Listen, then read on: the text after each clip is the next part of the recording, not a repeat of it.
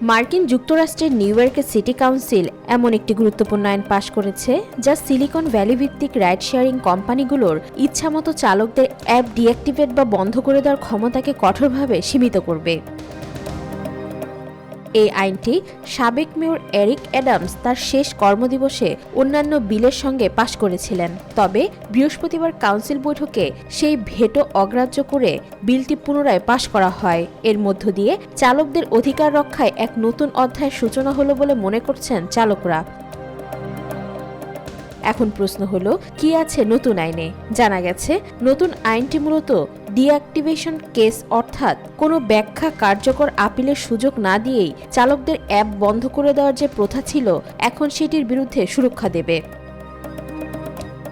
আইন অনুযায়ী উবার বা লিফট কোনো চালককে যৌক্তিক কারণ ছাড়া অ্যাপ থেকে বন্ধ করে দেওয়ার আগে কমপক্ষে 14 দিনের লিখিত নোটিশ দিতে হবে। তবে গুরুতর অসদাচরণ যেমন যৌন হয়রানি বা মারাত্মক অপরাধের অভিযোগ থাকলে তাৎক্ষণিক ডিঅ্যাক্টিভেশন বা বন্ধ করা যাবে। চালকদের ন্যায্য কারণ ছাড়া বরখাস্ত করা যাবে না, থাকতে হবে স্বাধীন আপিল প্রক্রিয়া। এছাড়া ভুলভাবে অ্যাপ বন্ধ করে দিলে চালকরা অ্যাপে পুনর্বহাল হওয়ার সুযোগ পাবেন এবং সেক্ষেত্রে বকেয়া আয় পাওয়ার পথও খুলে যাবে।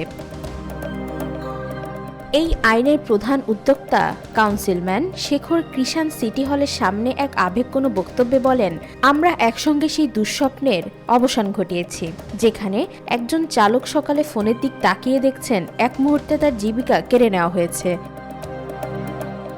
তিনি আরও বলেন, এই বিল পাশ হওয়ার আগে অসংখ্য চালক সকালে সন্তানদের নাস্তা বানাতে গিয়ে ফোন খুলে দেখতেন তাদের কাজ করার সুযোগ আর নেই, কোনো ব্যাখ্যা নেই, কোনো আপিলও নেই।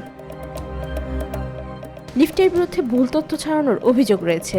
গত বছরের শেষের দিকে বিলটি প্রথমবার পাশ হওয়ার আগে কৃষাণ ও চালক অধিকার সংস্থাগুলো অভিযোগ তোলে যে লিফট এবং মিসইনফরমেশন ক্যাম্পেইন চালিয়েছে আইনটি ঠেকাতে।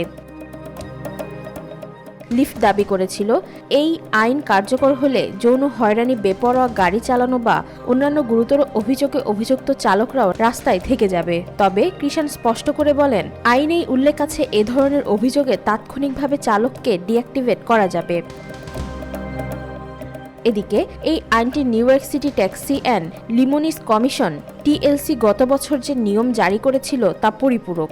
সেই নিয়মে উবার, লিফট কতবার চালকদের সাময়িকভাবে লক আউট করতে পারবে তা সীমিত করা হয়েছিল, যাতে কোম্পানিগুলো মজুরি প্রদানের দায় এড়াতে না পারে।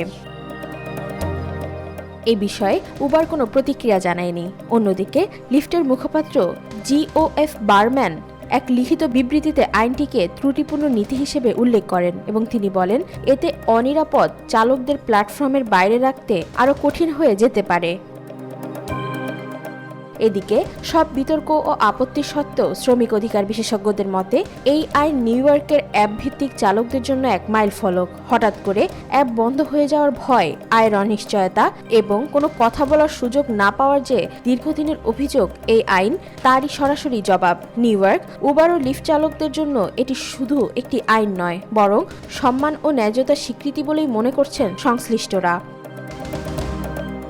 ওয়াহিদা পারভীন, আজকাল।